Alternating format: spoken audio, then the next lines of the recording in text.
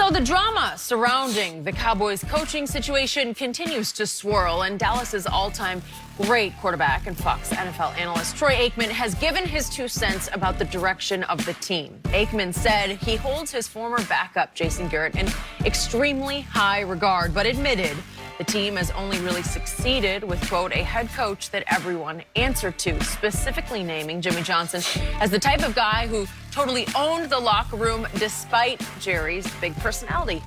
Makes a lot of sense. Shannon, would a Jimmy Johnson-style coach work for the Cowboys? It would work for everyone except Jerry, and that's the only one that matters, Skip Bayless. You and I both know this.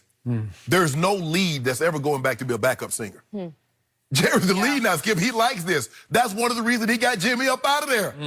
Jimmy had too much control. Jerry still owned the team. But people didn't talk about Jerry like they talk about Jerry now, Skip. The other guys was able to have their person. He drowns out everybody. It was Jimmy. And then Michael had his personality. Emmett and Troy. Don't talk about nobody. It's Jimmy. I mean, excuse me, it's Jerry. Skip, I've never seen anything like it. In my 14 years of playing and being around this game for almost 30 years now, I've never seen anything like Jerry. Where the reporters don't rush to hear what the quarterback or the star running back or the star of the game have to say. That is true. They wait for the owner to hear what he has to say. They huddle around him. I've never seen anything like this. And Troy is absolutely right. You need one voice. And it needs to be the voice that's resonating that comes out of that locker room, which is the head coach. I played for a guy in Mike Shanahan that was like that. It was his voice. I'm sure Mr. B had his thoughts, but we didn't hear about those. He and Mike worked that out. But it was Mr. B come in the locker room, skip after the game, but Mr. B wasn't addressing the team. In my 2 years in Baltimore, Art Modell spoke one time in front of the team in the locker room. Really? It was after the Super Bowl. He said, guys, you made me proud.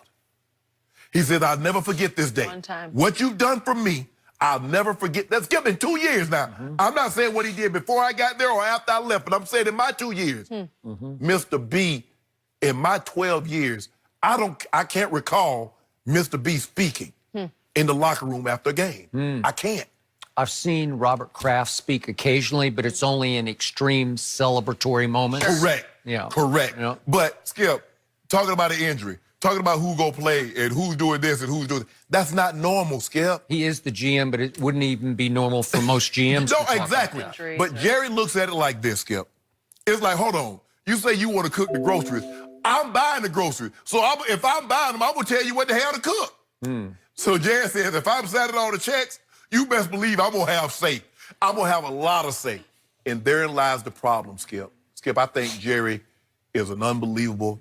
No, you won't hear players say a bad word about. Think about this, Skip. Troy, Emmett, Michael, he cut them all. But they'll vouch for him. He introduced all of them at the Hall of Fame. He did. Gil Brandt, he fired Gil Brandt the day he got there. Guess who spoke? Guess who Gil Brandt presenter was, Skip Bayless? Trust me, he had no use for Gil Brandt when he fired him. No use. And who was his presenter? Who was Gil Brandt's presenter? Well, because Gil asked, and Jerry said, well, I'll take that spotlight. Thank you. I'll be on national TV. But for me, Skip, Jerry's never going back to this. He's never, Skip. He's enjoyed too much. He enjoyed too much of the limelight this way. Like I said, Lionel Richie is never going back to the Commodores. Justin Timberlake is never going back to NSYNC. That like being solo, Skip. I'm out front. Okay, why would I go back? This lead singer won't even harmonize. No. Because you can choose to harmonize, have 2 lead singers. Skip, I don't remember. I forget what it was, Skip, but they had all of the divas up there. They had Mariah, they had Aretha, they had Patti LaBelle, they had all of them. They had Christina Aguilera, and everybody was trying to one-up.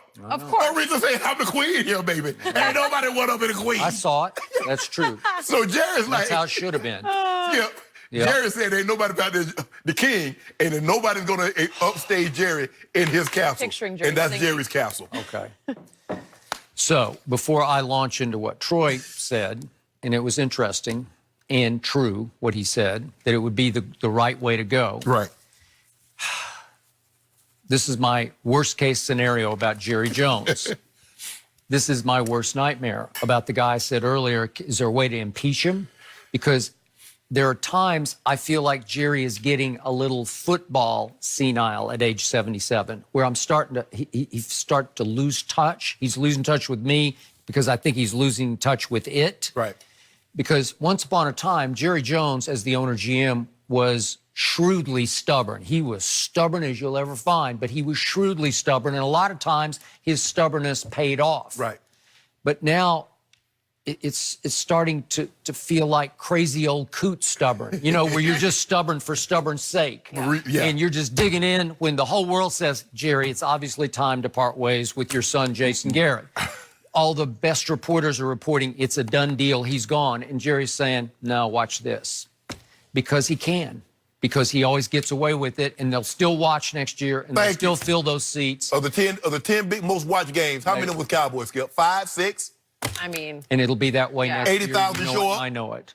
They had historic offensive numbers, so on that alone, Jerry can sell that going into next year, Yes, right? yes. We had an historic offense. Yeah, you're 8-8. You got the same coach again. So remember, I did cover those teams that Troy's talking about. I'm going to make 2 quick points here. Number one, Jimmy Johnson did not have final say. He presented himself that way to the football team, and they believed with heart and soul that he did have, but he did not have final say. As Jerry always told me for the books I wrote about that team that we're talking about, Al Davis taught him his first year as an owner in 1989, you have to learn to coach the coach. That's how Al did business. But Al was a football man, and Al was really good at what he did. Al was actually a football coach at one point. I know, Skip. he actually coached at a high level. He did. Okay, and was very successful. So in the early years of Jimmy and Jerry, all the personnel moves Jerry had to sign off on. Right. And I still give Jerry huge credit. He was the one who went out and got Charles Haley, Yes. who was the catalyst for all those Super Bowls. He pulled it off. He stole him from what was going to become their arch rival in the 49ers. NFC, the 49ers, Right. because the 49ers had said more trouble than he's worth. He We was. just want to give him away. And so they gave him away to the wrong team. Exactly. Because it came back to haunt them. You got to put him in the AFC. You got to put him in the AFC. Yeah, that was the Carmen Policy was the guy who executed that maneuver, and that really hurt that franchise. So the point was, even on the drafts, Jimmy sat in the key chair, but every draft move he made, he had to turn to Jerry and say, you good with this? And sometimes Jerry said, no, it doesn't feel right to me. So he had final say on draft day and of all the key personnel moves. So don't tell me you had final say. Right. But to your point, Jerry didn't do post-game press conferences. And he didn't give the appearance that he was in charge until he fired Jimmy Johnson, Correct. right? He let Jimmy have the appearance to the world. Right. I'm in charge of this football team. And Troy and Michael and Emmett, they thought, boy, he's got the last word. And he presented it. He did. And they bought Skip. They bought it. And it was fine. It And was that's great. all you It need, worked. Skip. They got to believe. Nobody believed Jason Garrett on that lock, Skip, that 53 man. Nobody believed Jason Garrett has any say. Nobody. I totally agree. And there's no fear factor there. They don't fear failure because they just think, we'll just go to Jerry. You know, he's not. Yeah, of course, Skip. The guy that's opening the checks. Look, I understand that when I said, Mike, you know, we really want to watch the fight. I understand Mike can say, yeah, but he still got to collect. That's Mr. Bowler's money. Yep. Mike ain't coming out of his own pocket. That is true. So I got to remind everyone that Jerry did give up total control, it appeared, to another Jimmy Johnson named Bill Parcells, who you could argue was an even more successful Jimmy Johnson, right? Right. And why did that not work? It looked like it was going to work for a while until Jerry decided, I need somebody I can sell here.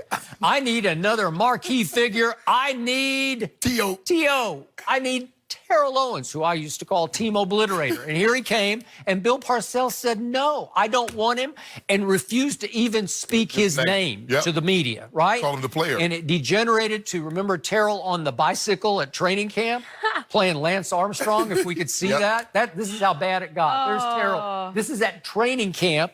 And he is clowning Bill Parcells by saying, oh, you want me out here hurt? I'll sit on the exercise bike like Lance Armstrong, right? Not a good look. Okay, it was the end of everything. It just blew that whole franchise apart because of that guy. Right, and guess what? T.O. knew, even though Parcells didn't like it, he had somebody in his back pocket that had more power than Parcells. You got and that was right. the owner. Okay. So, and that's the problem in Dallas now. Jason Garrett, and go to Jerry. I'd have never thought I had a disagreement with Mike, or Mike did something that I didn't think was, that I'm going to go to Mr. B. Huh? Mike, they got rid of that. First of all, the cameras, because he like, Shannon, what you doing upstairs? And you not going to come to see me or one of the offensive coaches. So you going behind my back, he going to get me up out of there to begin with. So that was a no-no. Yep. Nobody I've told you before, I'm intrigued because I have a lot of respect for Urban Meyer, what he did in college football, wildly successful at 3 stops. Yep. And yet, after I sleep on it, I think, well, how much of Urban's soul would he sell to coach for Jerry Jones? I probably not enough. No. In the end, when he really studied it, he had the quote on Colin's show, what was it, a month or so ago? Yeah. Oh, yeah, I'd listen to America's team. How could you not? Gotta take the call. Dak Prescott, Ezekiel Elliott, who obviously coached at Ohio State, right? Yeah, when you have that kind of control like he had at Florida, when you have that kind of control like he had at Ohio State, and all of a sudden, you was like, okay, nah, I'm good. Whatever, Jerry. That's not Urban Meyer. I don't see that being possible.